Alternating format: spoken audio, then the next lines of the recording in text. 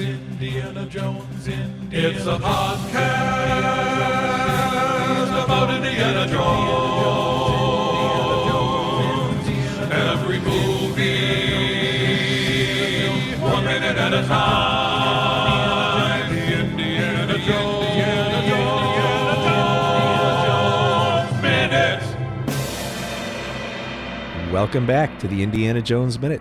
This is the podcast where we address Indiana Jones and the Last Crusade, one Ming vase at a time. I'm Pete Mulbert. I'm Tom Taylor. I'm Gerald Christopher Hookie Porter. And today we welcome back one of the legendary hosts of the Alien Minute podcast, the Kansas City Crusher, Mr. John Ingle. Welcome back. Oh, thank you. Thank you for once again referring to my city of origin. You usually do, and I always forget you're going to do it, and it always takes me by surprise. That's what we're here for. We're going to be talking about minute 49, which begins with Henry Jones Sr. greeting Henry Jones Jr. and ends with Sr. telling Jr. that it's better to be safe than sorry. I was starting to write a note for the beginning of this minute that Henry should be much, much more flabbergasted to see his son burst through a window in the middle of a German castle on the German-Austrian border. But then I was starting to thinking about him and the rest of the movie and everything, maybe this sort of fits his kind of almost old lady-ish, kind of granny-ish, kind of like, oh, well, look at that, I'll make you some tea and just burst through the window kind of. He's not totally like that, but he's got that element to him of like just sort of accepting anything that comes. Oh, that man tried to hurt you. Oh, no, what are we going to do? And so he's like, oh, well, Junior showed up. Thank goodness. I'm going to smash a vase over his head and then I'll make some tea. It's going to be nice. Well, is it possible this is all kind of a con and that he's actually an action hero in his own right and he just puts this act on for his son's sake? Oh, maybe. It's kind of like Scarecrow and Mrs. King style. Is that what that show was? I never watched that show. You never... Wait, what? Yeah, I know. That show was fantastic. Wow. I used to watch that show every day at 3 o'clock. That was Bruce Boxleitner, right? Yeah, Kate Jackson. Or Tron, as we like to call him. It was Tron and whichever's Charlie's Angel she was, that Kate Jackson was. Or something. I can't remember. Yeah, that was a great show. Anyway. It probably was. I'm sorry. You know, I love the fact that his dad goes, well, what are you doing here? I do too. Like that is one of my favorite lines in this entire movie. I could see your dad saying that. I could see me saying that. Yeah, I could. He's just, it's really, because I thought about this and I'm like, well, why is he so surprised? But then I thought about it. I'm like, okay, so Indy's dad sent Indy the Grail diary, but that means he didn't really expect him to come and rescue him. He actually, I think, just A, wanted to get it away from the Nazis, obviously. And B, I think he just wanted, or he thought Indy would continue his Grail research. And that would be it. Right. Yeah. Like, I guess he's like, well, the Nazis got me, and I'm just, I'm going to be in this castle. I suppose they might kill me eventually or something. But at least my son will actually, he can count to 20 in Greek. And, I know, he'll figure it out. It's my only chance here. Like, I don't think it ever occurred to him that Indy would come and rescue him. Well, that'd make him like the most loving father in the world. He's like, well, my life's work is over, but I hope my son gets to see it. Well, I think the takeaway here is that Henry Sr. doesn't know about Indy. He doesn't. I think you're right, Jerry. I think he thinks he's just going to research the stuff. I don't think he's aware, and we get evidence to that by his response to Indy's Indiana Jones-like behavior that we see coming very soon. He doesn't realize I don't think he realizes Indy's a swashbuckling adventurer. I think that's a secret. I really do. Right. Either that or he's so out of it and just distant that he wasn't even thinking about that next step. I mean, obviously, being, again, so monomaniacal with the Grail diary, he's like, I have to just get this out of my hands. The end. Yeah. Like, he didn't go to the next step, like, well, what'll happen? Like, Indy's going to unwrap it. I mean, is he going to wonder where I'm at? Is he going to wonder where I am? Is he even going to know that I was kidnapped at all? That's a good point. It's genius-like behavior for him to be obsessed with this one thing, and once it's gone, he's not thinking. He's solipsistic. He's not thinking about what the people around him are going to do. He's just like, he might have just been sitting there pondering the Grail further, and then this guy breaks through. He instinctively hits him over the head, and then he's like, wait a minute. And it takes him a minute to figure out something so simple as, there's your son in front of you. Clearly he came to rescue you. Sometimes guys like that, like an Einstein type of guy, they say, that he was slow on the uptake about certain things. Maybe that was maybe that's what we got with Henry Sr. a little bit. Yeah. Huh? That's, I mean, it's. I think that's just a testament to Sean Connery and amazing acting. He's like, well, what are you doing here? Son of a gun, Indiana Jones. Yeah, exactly. I was just talking about you. He pulls it off. Yeah. Actually, probably wasn't just talking about him. No, he wasn't just talking about him. And I like that Indy kind of treats him like he's in a nursing home. Like, I came to get you. What do you think? Like, he keeps kind of talking to him like he's sort of a doddering old man. And It's Tuesday. Yeah, I came to play backgammon with you. What's the matter with you? I have your applesauce right here.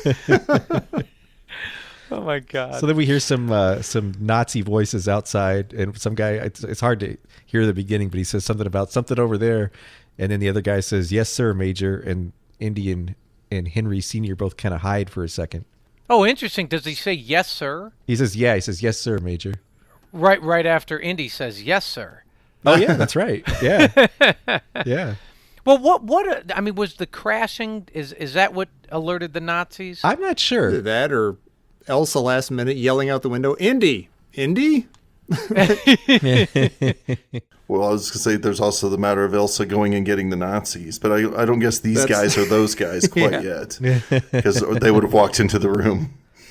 Well, unless the guy's saying over there, maybe she's waving her electric blue scarf out the window. Maybe that was her signal. Like when I wave the electric blue scarf, come in. When you see the electric blue scarf, I like it, Pete. Yeah. I like it. Thank you. Does she care about Indy at all? Because she does tell him, like, oh, be careful, as he, climbs up on the window. And it's like we're led to believe that she's worried that he might be endangering himself. Or is it just like, whatever you do, don't f this up because we need you? Well, I'm still not convinced what their plan is. Like, I don't know if their plan in kidnapping Henry Sr. all along was just to get Indy. Like, they're like, hey, we know this guy got the Ark. He's our guy. Let's get him. Let's kidnap his dad and we'll get him here. Yeah. Or if their plan was just to get the diary. I don't know what exactly her plan is. Yeah, that's never made sense. Yeah, we're going back and thinking about this. So if the dad hadn't stopped cooperating with Donovan's guys, then they wouldn't have involved Indiana Jones? Yeah, maybe. Like they have him, a Grail expert, and his diary. Yeah. Well, so did they, but I guess they originally kidnapped his dad. They didn't invite him. They went to his house. Oh, well, they might have ransacked his house after because they wanted to get the diary. Yeah. So, but did Donovan originally just invite Indiana Jones' dad to this, like, did he give him the whole speech? Well, I think so, because he called him the team leader, the project leader. Yeah. Yeah, I feel like he was over there on the up and up. As far as Henry knew, he was actually studying this Grail stuff. But then he found out that he was working for the Nazis, maybe, and then things had to get rough, and he mailed the diary to Indy to keep it safe, and he finds out Ilsa's a Nazi. We know from a line later that's how he finds out. But that's true. In my mind, they go get Henry Sr. They bring him over for a cocktail party, and he gets the spiel that Indy gets. Mm-hmm. And Henry Sr. feels so wanted here. Nobody's ever cared so much about the Grail stuff that I'm obsessed with. He gladly takes the job. He's working with Elsa, sleeps with Elsa for some reason. Now, the question is, why does Elsa sleep with him? Because, I mean, I know Sean Connery is still a handsome man for his age, but there's got to be a plot involved there too, right? Was he hiding things? Was he suspicious? So she tries to get closer to him. I don't know. But he sniffs it out and sends the diary off. So they need Indy to be Henry Sr., I guess, because he's got the Grail diary. I don't know. How do they know he's got the Grail? But they don't know that he has the Grail diary. I don't know. They don't know that he had. So they want Indy to join their team. And so but they already invited him. He already did join Donovan's team. But they didn't know he had the diary. Like when he tells Elsa that he has the diary, she's like, "You didn't tell me," and you get the idea that she's been looking for that. So that might be also why she slept with Henry Senior, as she was trying to get information about the diary. Like maybe he just never let anybody on the team see it. Right. She ransacked her own room to make it to make ransacking look like a normal. Somebody else was doing it because she was ransacking Indy's. Yeah. It's such a strange plot. Yeah, she slept with Indy's dad. There's two reasons. One, she liked him. Okay, so that's over there. He's Sean Connery. And two, she thought maybe he'd cough up some Grail diary info maybe during pillow talk.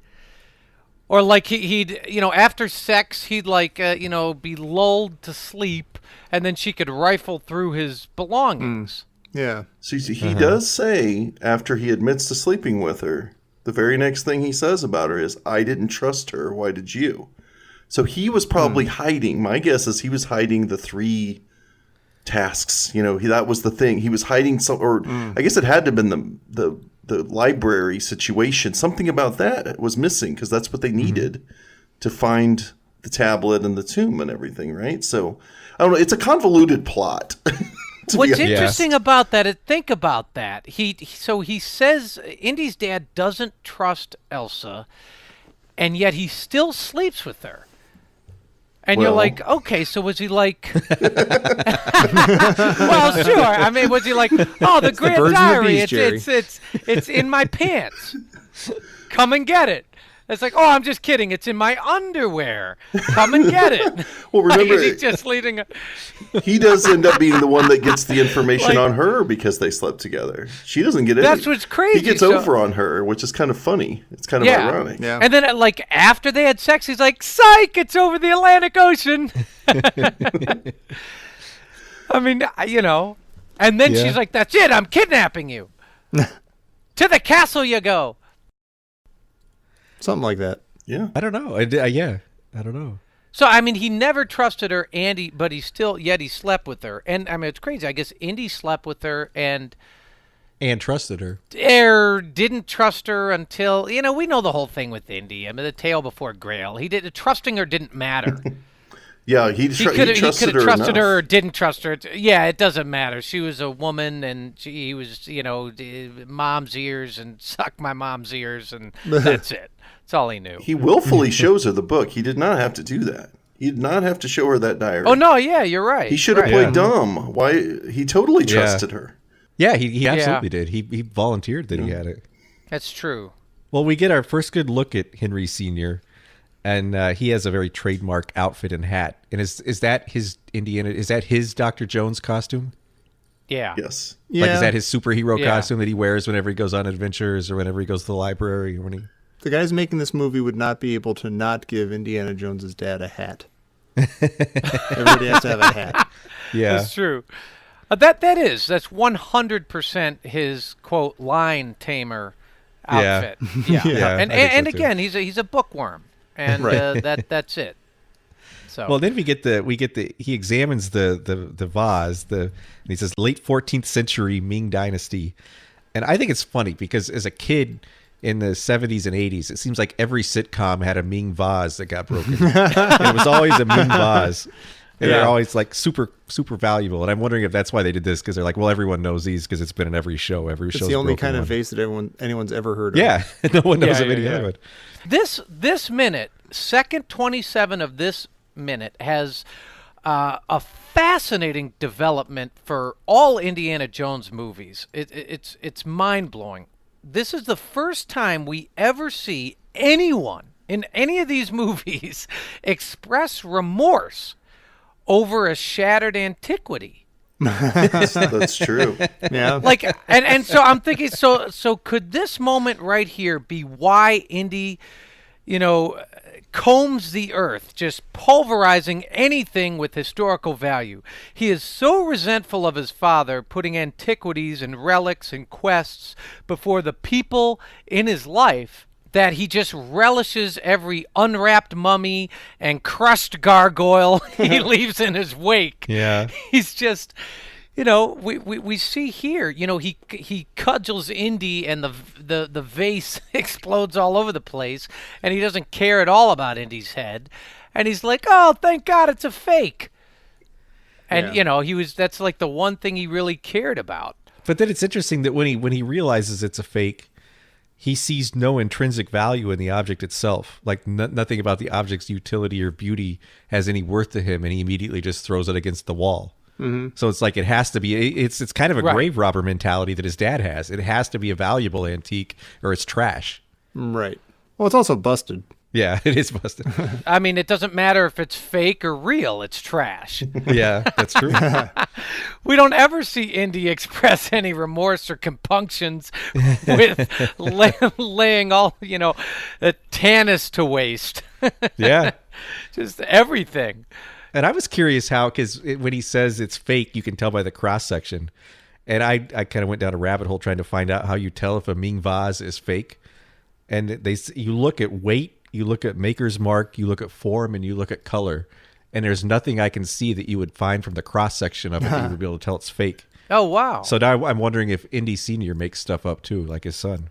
Or does he just know more than all those people that you were reading? Or perhaps, about? Yeah. There's probably a real Ming vase, and then he's just telling himself that to get over it. Or does he think his son isn't worthy to have a real Ming vase smashed over his head? Maybe. But why would the castle have a fake Ming Dynasty vase?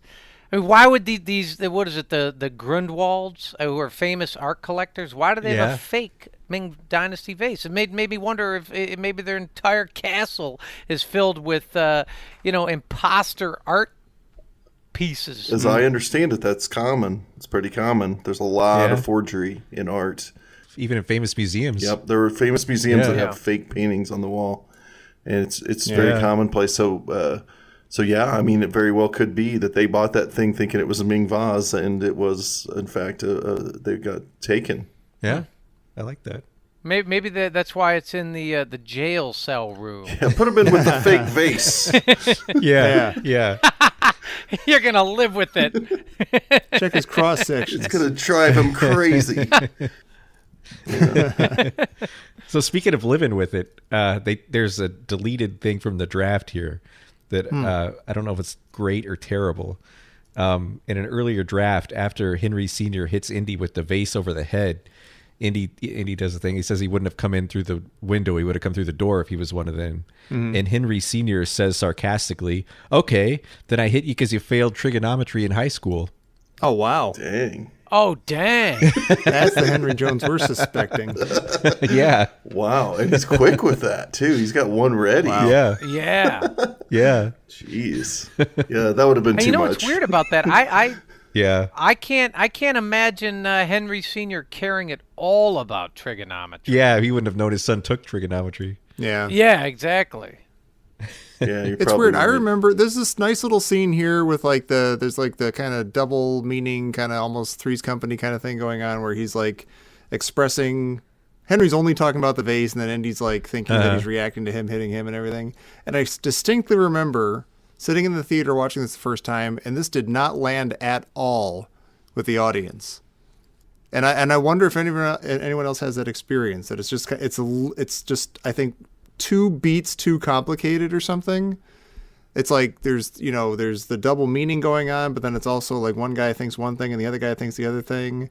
And I just wonder if it's a little too complicated for, I don't know, just the way the beats are wrong or something. Even now I feel like, you kind of have to really concentrate to see that Indiana Jones is standing there. Like maybe it's just that it's in one shot. Maybe it shouldn't be in one shot like this or something. Or unless I'm making it up. Maybe everybody else is fine with it. I don't know. God, for once I'm not the dumbest guy on the show. Oh, there you go. See? I'm here for you, Jerry. No, I know. The way it's acted, Indy kind of plays it off in a slightly strange way. If you watch, the scene is such that you're sort of watching his dad, but if you watch Indy, it's a little strange. He goes like, well, I'm okay. Right. He's like, from his point of view, he's touched that his dad's like expressing remorse that he clobbered him. But it doesn't look at all like Indiana Jones. I think you might have just hit on what's bugging me about it. I think that you are only looking at Henry Jones the whole time, and Indy's sort of in the background, so you're almost losing his reactions that are part of the big payoff joke thing. I don't know. For me, anyway. Again, maybe no one else has a problem with this. See, I don't think it's supposed to be a laugh moment. I mean, not every joke is supposed to have a big response. I think it's just a character moment that is couched in a little bit of humor, because they don't even allow for a laugh. They immediately have a big crashing sound that would interrupt any laughter and be strangely cacophonous to be blended with a theater full of people laughing. So to me, it's much more of just like a little character moment that has a bit of a humorous sort of twist to it, but not supposed to be a moment where there's a big laugh. I don't know. I really do not care for lines like cute lines like "it breaks the heart and the head." You know, that's the part that really bothers me about that moment. It's very writerly. It's when you feel like, oh god, the writer got that guy said that, so the other guy could say that. Hooray! Although I do like "you hit me, Dad." I do like that part. Yeah, I do like that part. Yeah, but the little clever cute line ahead of it is a bit much. And it makes me wonder, because I was thinking about who I like to think a lot about who writes movies, you know. That's my thing. And I was curious about the process of writing this movie. And I know you've talked about it some, as far as the different drafts that there have been, the Chris Columbus draft, the Monkey King, so on and so forth. And they conscripted this guy, Jeffrey Boehm, he's the credited screenwriter on this. He's an interesting guy. He was one of the later guys in that UCLA thing that was going on in the late 60s, early 70s with like John Milius and so on, and was mingling, I think, a bit in the background with Milius and even Lucas and Coppola and Spielberg was around. And I think he graduated with like David Koeps, who was a major Spielberg collaborator. So you could tell, you could understand why he was in the sphere of Spielberg and Lucas and might have been brought in to write this. And he wrote some really great stuff. Like he wrote this movie called Straight Time. If you've never seen it, it's one of my favorite Dustin Hoffman performances. Really harsh movie. He did The Lost Boys. He did Inner Space and so on. And then, those movies, I think there's a lot of fresh, interesting writing going on in his career prior to this. And then he apparently was called by Steven Spielberg and just asked, "Hey, do you want to get really rich?" That was how he pitched, "You want to write the new Indiana Jones movie" to him. And they brought him on, and it was very, very collaborative between him and Lucas mainly. So I wonder, when you're watching this movie, you got to wonder what's Lucas and what's Boehm. Because Boehm, right up to this point, right up to the moment that I think he started writing this movie, he was working on Lethal Weapon movies. He did the punch-up for the original Lethal Weapon, basically taking the edge off of Shane Black's extremely grim version of Lethal Weapon. And then he completely wrote Lethal Weapon 2 when Shane Black came back with an even more grim sequel to it. So he'd actually become this like soften up the movie guy. And then he comes along and is in Spielberg Lucas land, which is pretty soft already, you know? So I don't know, when you hear a line like it breaks the heart and the head, I'm like, is that Boehm or Lucas? I want to know who wrote that, because it bothers me. And I want to blame somebody. I don't really want to blame Jeffrey Boehm, because he unfortunately passed away in 2000. Can't defend himself. But I just want to get to the bottom of some of the moments in this movie, because I have a complicated relationship with this movie, and sometimes I think it's poorly written, and sometimes I think I love it anyway, despite that, or sometimes I think it's intentionally goofy. For tonal reasons. So I don't know. Yeah. I just wanted to bring up the writing and what might be the approach to it and why somebody would write a line like that. Yeah. Although I think, other than that line, I absolutely love this whole scene. Like, I think it's the best possible introduction for Dad. You see so much about their relationship and about all their past history just from this, couple of minutes here on screen. Well, on a happy note, we see that Indy's really surprised that his father hit him. That's true. That's a good point. It's not like you hit me again, Dad, or anything. Yeah.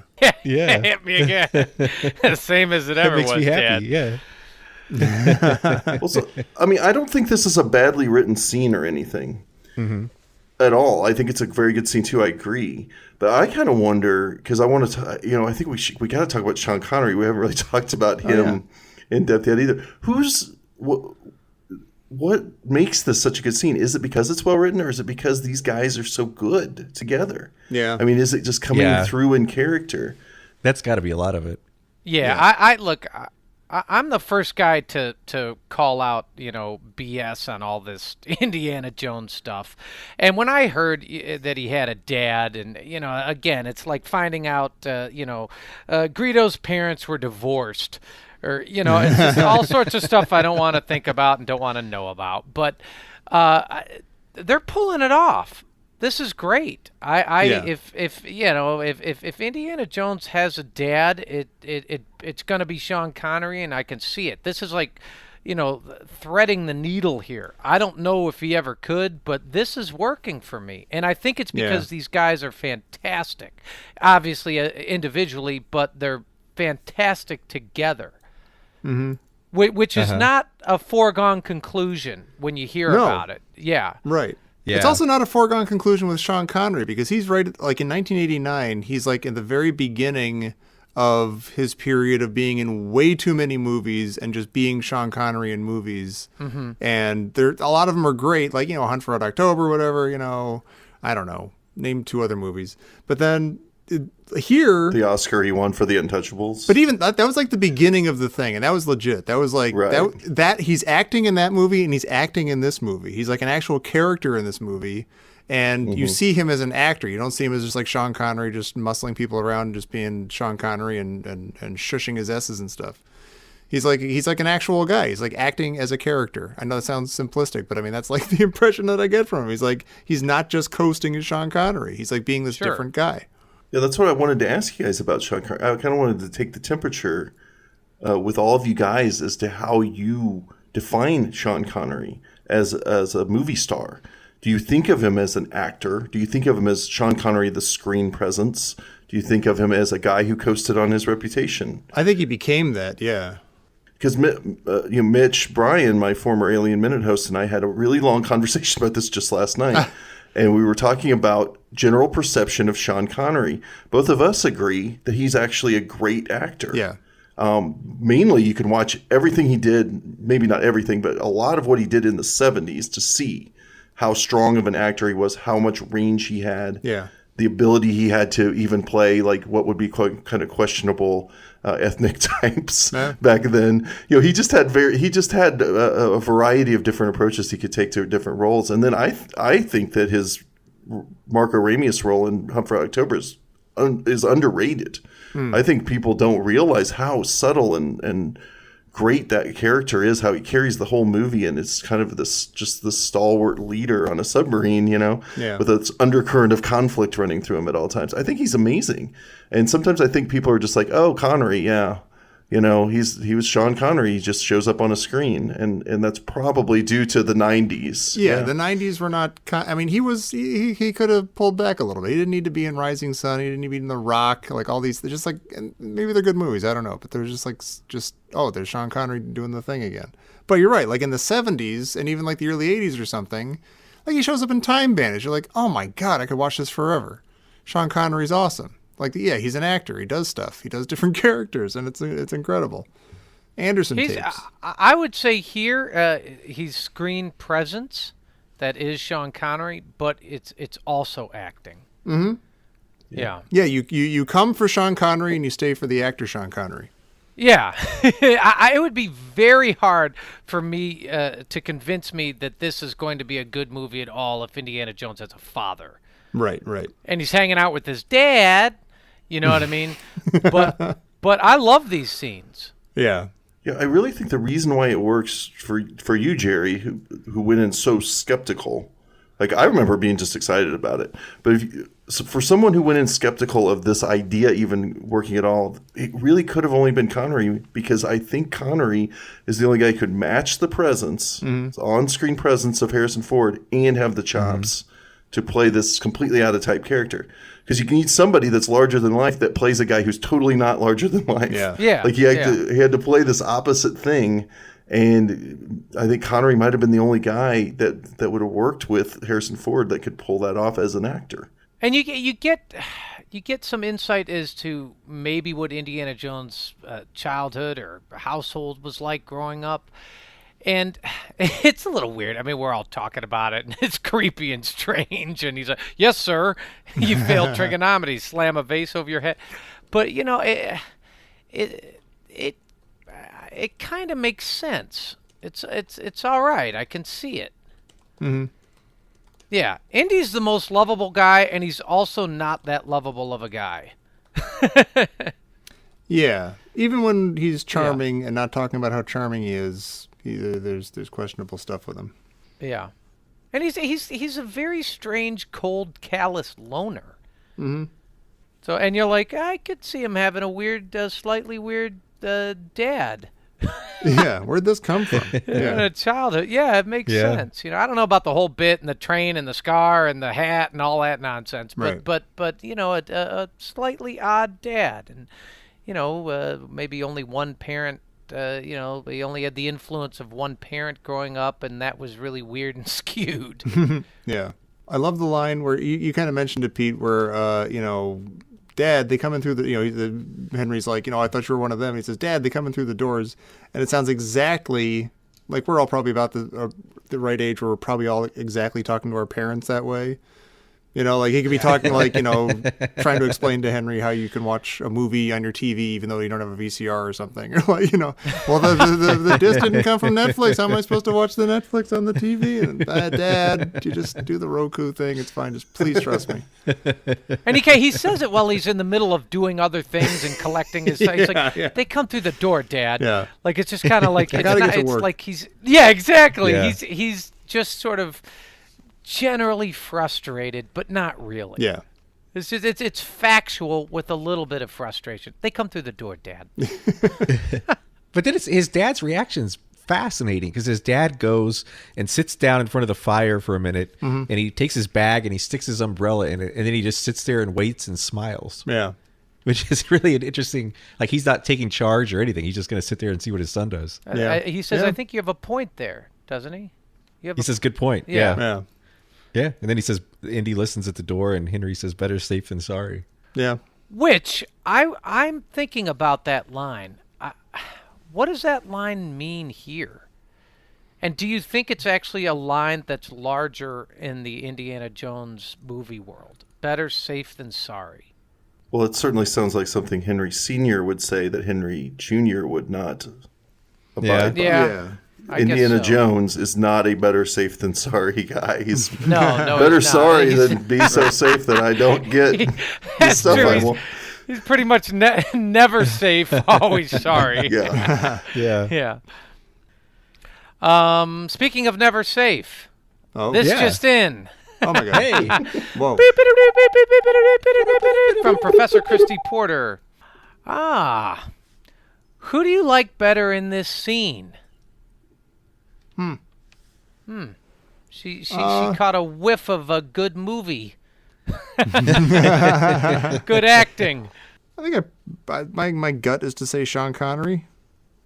He just me got too. here. He's got a little more Yeah. to do. Yeah. Me too. Yeah, me too. Me too. Yeah. Just everything, like all of it, he's so, I don't know, this is all so wondrous to him. Like the fact that, Yeah. it's tomorrow that a lot of the discovery comes for him, but Yeah. he's just so gobsmacked by it, and he plays it so well that he's just so happy. Yeah.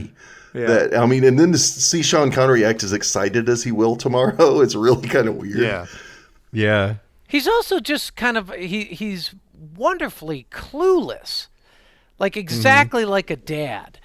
He's like, "What are you doing here?" And then he's like, "Oh, it's a fake." And he throws the vase in the corner and it explodes super loud.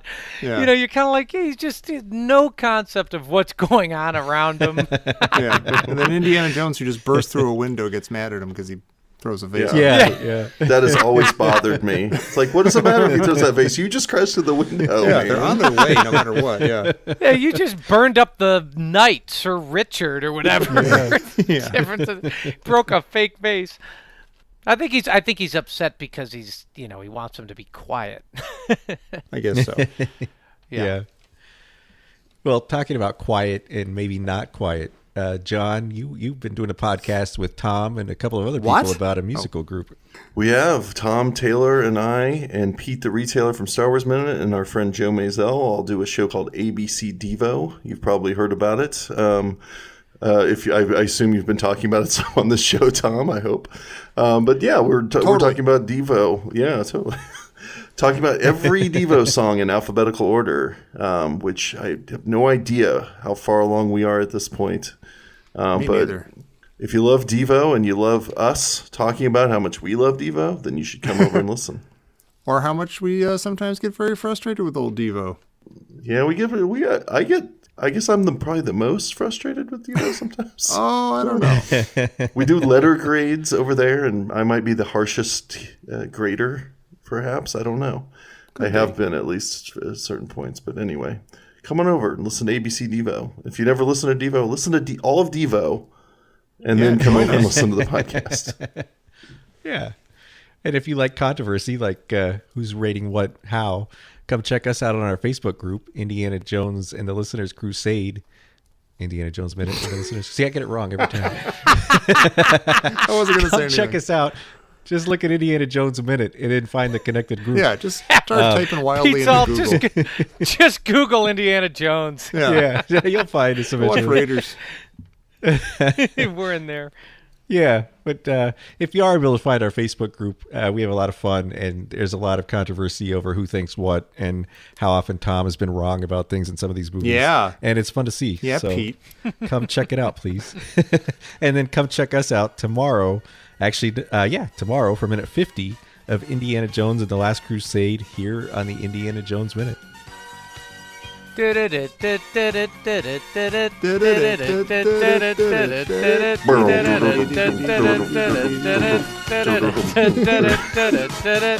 Ba-bum.